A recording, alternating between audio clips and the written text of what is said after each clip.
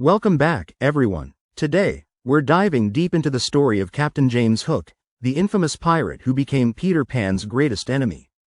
In this video, we'll explore Hook's origin, his adventures, and how he came to be obsessed with finding Neverland.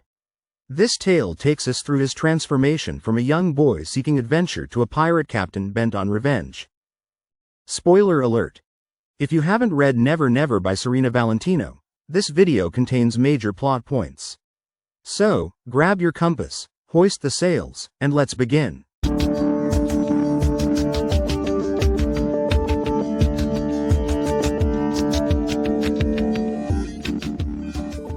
James Hook wasn't always the feared pirate we know.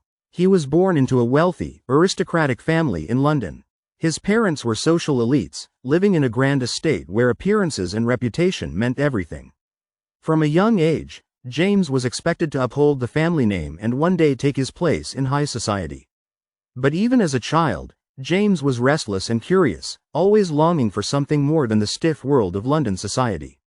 His childhood seemed perfect on the surface, but underneath, James harbored a desire for adventure and freedom, something his privileged life could never offer him.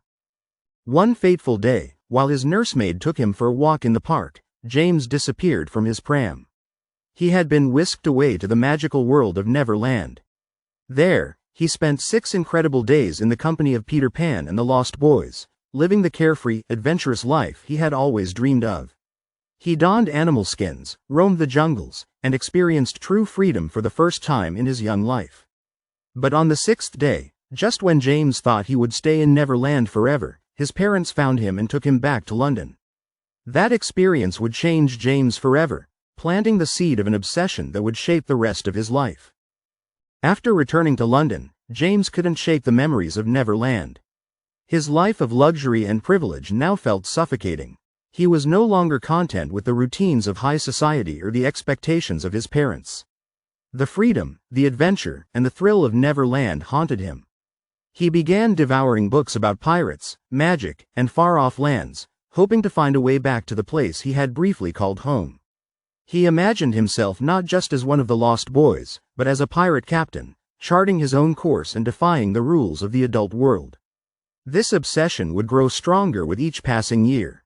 As James grew older, the expectations placed on him by his family became unbearable. His parents had a very different future planned for him, one that involved high society, a wealthy bride, and the restoration of their family estate. But James had no interest in living a life dictated by tradition. After graduating from Balliol College, where he had reluctantly studied to please his family, James made a bold decision. He wrote a farewell letter to his parents, explaining that he was leaving London and the life they had planned for him to pursue his dream of becoming a pirate.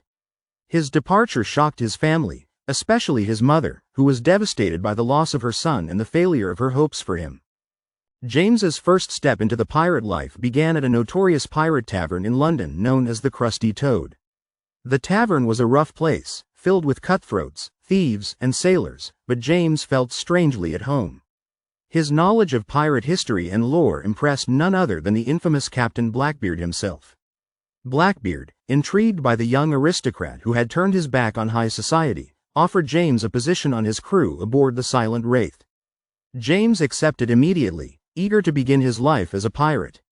Under Blackbeard's tutelage, James learned the ropes of pirate life, from sword fighting to navigation, all the while harboring his secret dream of finding Neverland again. For nearly a year, James sailed the seas with Blackbeard and his crew aboard the Silent Wraith. He proved himself to be more than just an educated aristocrat. He had the cunning and intelligence that made him a valuable pirate. During a fierce battle with a rival pirate queen known as the Dreaded Queen, James saved the Silent Wraith by devising a brilliant strategy, earning Blackbeard's respect and the loyalty of the crew. But no matter how thrilling life at sea was, James's obsession with Neverland continued to burn within him. He believed that if he could one day reach Neverland as a pirate, he could truly become free. One day, the Silent Wraith was attacked by a massive, fearsome kraken. The ship and its crew were in grave danger as the kraken wrapped its tentacles around the hull, dragging men overboard. Blackbeard himself was pulled into the water, and in a desperate act of courage, James dove in to save him. Underwater, James came face to face with the legendary ghost ship, the Flying Dutchman, captained by the fearsome Davy Jones. Though James and Blackbeard narrowly escaped the Kraken's clutches, the battle left the ship heavily damaged, and James forever marked by the encounter with the supernatural. Grateful for James's bravery, Blackbeard presented him with a special gift, a mysterious, intricately carved wooden box. The box, adorned with a carved eye, was more than just a token of appreciation. Blackbeard explained that it was a key to the many kingdoms, a land where powerful witches resided. According to Blackbeard, these witches could help James break a curse and perhaps even find his way to Neverland. Along with the box, Blackbeard gave James command of the Jolly Roger, a ship that was rumored to be cursed but held great power. With this gift, James's journey took a new direction, toward the many kingdoms and the witches who could help him. James set sail for the many kingdoms, driven by Blackbeard's words and the promise of power.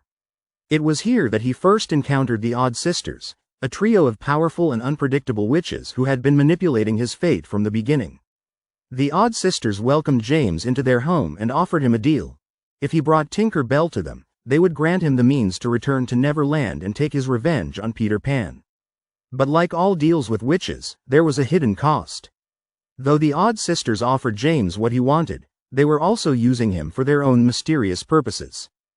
To reach the Odd Sisters, James had to travel through the Dead Woods, a dark and magical forest filled with enchanted flowers and eerie stone statues. The journey was perilous, and James encountered many strange creatures and unsettling visions along the way. When he finally arrived at the Odd Sisters' mansion, he was struck by its otherworldly beauty and the strange aura that surrounded it. Inside, the Odd Sisters revealed more about the curse that had been placed on the Jolly Roger and the role they had played in guiding James's fate.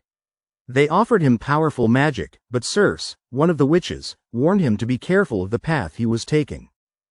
Before leaving the Odd Sisters, James was given a mysterious chest to help him on his journey. Unable to resist its allure, James opened the chest to find a magical mirror inside. In the mirror, he saw the face of Lucinda, one of the Odd Sisters, who showed him visions of his grieving mother back in London. Lucinda told James that if he followed their plan, he could return to London and ease his mother's suffering. This manipulation further fueled James's determination to carry out the witch's bidding, even as doubts began to creep into his mind. After his time with the Odd Sisters, James returned to London, where he sold the treasure he had accumulated during his time with Blackbeard. He used the money to leave a large sum for his mother, hoping it would bring her some comfort. However, James did not reveal himself to her, believing that his life as a pirate had taken him too far from the boy she once knew. His heart was heavy with the weight of his choices, but he remained committed to his goal of finding Neverland. With his new pirate attire, including the signature red frock coat, James felt more like Captain Hook than ever before. With the Odd Sisters' magic and the cursed Jolly Roger at his command, James finally returned to Neverland. But instead of the warm welcome he had imagined, he was met with hostility. Peter Pan and the Lost Boys, who had once been his friends, now viewed him as an outsider, an adult, a pirate, and a threat. James, who had once dreamed of living in Neverland forever, now found himself in direct opposition to Peter Pan. But James was determined to reclaim the magic and adventure he had lost, even if it meant capturing Tinker Bell to fulfill his deal with the Odd Sisters. James, now fully embracing his role as Captain Hook, devised a cunning plan to capture Tinker Bell. He convinced his first mate, Smee, to invite Peter Pan and the Lost Boys aboard the Jolly Roger for a grand party. James, however, had a trick up his sleeve. He had drugged the cake with a powerful sleeping draught. As Peter and the Lost Boys feasted and played, James waited for the right moment to capture Tinker Bell. But just as the plan was unfolding, disaster struck. Crocodiles and mermaids, both drawn by the chaos, attacked the ship, throwing everything into turmoil. In the midst of the chaos, Peter Pan realized what James had planned. The two clashed in a fierce battle, sword against sword, as the crew and the Lost Boys looked on. During the fight, Peter managed to slice off James's hand, sending it into the waiting jaws of a crocodile below. As James fell into the water, the crocodile eagerly snapped at him, but the Jolly Roger crew managed to rescue their captain just in time. The loss of his hand was a devastating blow to James, both physically and mentally. From that moment on, he became obsessed with exacting his revenge on Peter Pan. After his defeat, James awoke in the Labyrinth of Longing, a mystical place where those who seek something they have lost are trapped by their own desires. It was here that he encountered the odd sisters once again, who revealed the truth about his journey. They had orchestrated everything: his return to Neverland, his transformation into Captain Hook, and even his obsession with Peter Pan. James realized that he had been a pawn in their grand design from the very beginning.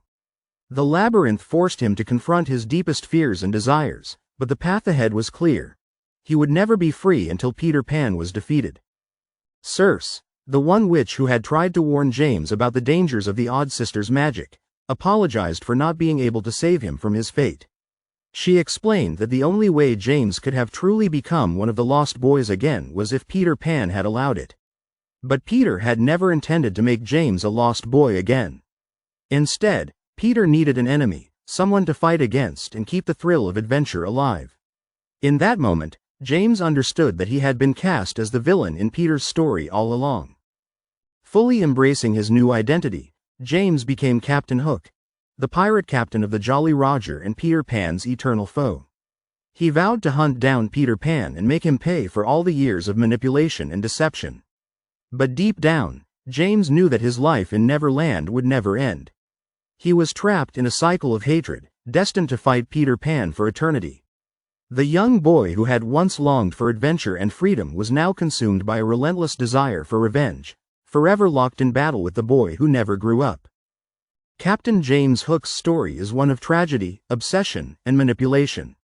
From his childhood longing for adventure to his transformation into Peter Pan's greatest enemy, Hook's journey was shaped by forces beyond his control. The Odd Sisters and Peter Pan played their parts, but it was James's own choices that sealed his fate. In the end, his obsession with Neverland became his greatest curse, trapping him in a never-ending battle. Hook's story serves as a reminder that sometimes, the greatest villains are those who have been shaped by the desires and manipulations of others. Thanks for watching. If you enjoyed this deep dive into Captain Hook's origin story, don't forget to like, subscribe, and hit the notification bell for more villain origin stories. Let me know in the comments which villain you'd like to see next.